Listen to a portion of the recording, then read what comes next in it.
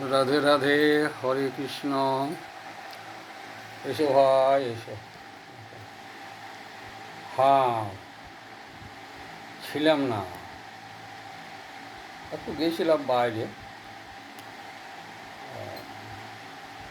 বনভ্রমণ করে এলাম। সুন্দরবন দেখে এলাম, সুন্দরবন। সুন্দরবনের গল্প, না না, সুন্দরবনের গল্পটা পরে হবে।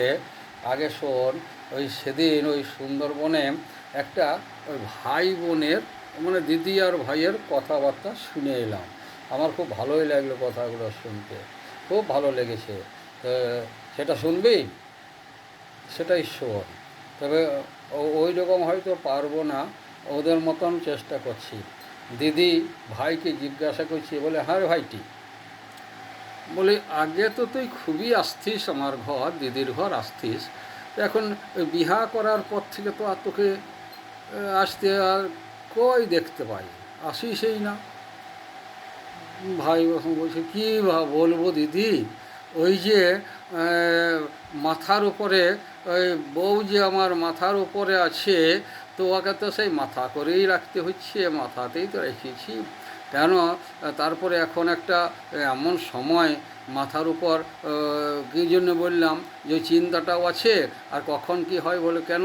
সে এই তো 9-10 মাস হইল বললে, আবার কখন যে কি হবে ওইটা তো আমার মাথাতেই আছে।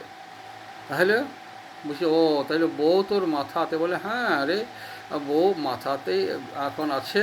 আর এখন কুটুমজন বলছে কেউই আসে না, বিয়ার পর কেউ আসে না, কারণ বউ কাউকে সোজা মুখে গেলে জল দেয় না, চিনতেই পারে না। এমন বিয়ে করলি? বলছে হ্যাঁ, কী করবো, ও কপালে ছিল। আচ্ছা, তারপরে বলছে আমি সময় নাই, তাহলে মাথার উপরে আমার বউ, আমার ওই 9-10 মাসের পোয়াতি। তারপরে দেখ, ওই যে বুড়া বুড়ি দুটো আছে না, কাকে বলছিস রে? বুড়া বুড়ি, ওই বাবাকে আর মাকে। ওটা পায়ের বেড়ি আমার, ও পায়ের বেড়ার মতো লেগেই আছে, কখন কি দরকার এইটা দে সেইটা দে।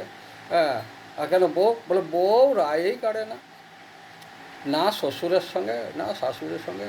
বলে এগুলা কখন মরব, এগুলা আপদ গেলেই বেঁচে পড়ি। জানিস, ওর এইটাই হলো মনের ভাব, বুঝতে পারি তুই। তো মা বাপ, ওরা হলো বুড়ো মা বাপ, পায়ের বেড়ি।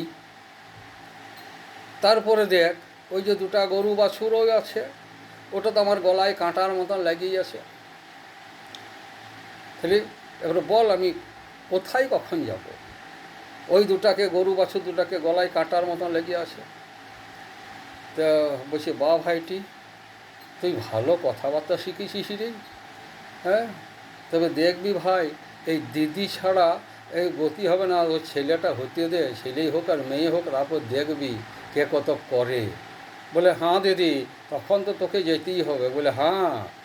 আর দেখ আরেকটা জিনিস, যে ঘরের দুয়ারেই আমার ঠাকুর মন্দির, ঘরের দুয়ারেই বেরাইলেই ঠাকুর মন্দির। একবার আমার ওই পেট সাফ করবো, যাবার সময় নাই ওখানে। বলছে বলে হারি রে, বাহ, খুব সুন্দর তোর কথাগুলো শুনে লাগলো ভাই, যে মাথার উপরে বউ। আজকাল অবশ্য এটাই হয়েছে, কারণ বউ যা বলবে তোমাকে তাই করতে বাধ্য। এটা তুই তুই নয় শুধু ভাইটি, এই জগতেরই সংসারেরই এই নিয়ম, যে মাথার উপরে বউ, মাথায় যা বলবে, বুদ্ধি যেমন দেবে সেই রকমই চলতে হবে।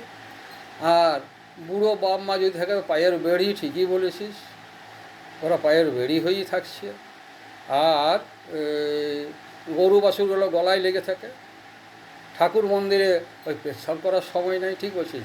কিন্তু ভাইটি রে, এগুলো এটিএমে তুলে রাখছো, এটিএমে তোমার সব তোলা রয়েছে কথাগুলো, বুঝলে?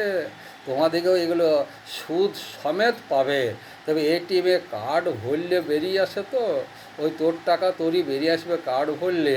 আর এই যে এটিএমে রাখছি, সেটা কার্ড ভরতে হবে না, ও ঠিক সময় সময় মনে করে তোমাকে দিয়ে যাবে। তা দিদির কথাটা মনে রাখিস ভাই। আর দিদি ছাড়া শেষে কিন্তু কোনো গতি নাই, ওই দিদি অগতির গতি, বুঝলি? আর বুড়ো বাপ মাকে পায়ের বেড়ি না করে তাদের পায়ে পড়ার চেষ্টা করবি, তাহলেই হয়তো কিছুটা সুখ এবং শান্তি পাবি। আর তা নাহলে মাথায় যে চাপিয়েছিস না, অশান্তিতেই জ্বলে মরবি। বুঝলি ভাই, কথাটা মনে রাখিস, কিছু মনে করিস না। কারণ এক মায়ের পেটে হয়েছি বলেই বললাম, আর এই দিদি ছাড়া শেষে কোনো গতি নাই। হরে কৃষ্ণ, ভালো থাকিস।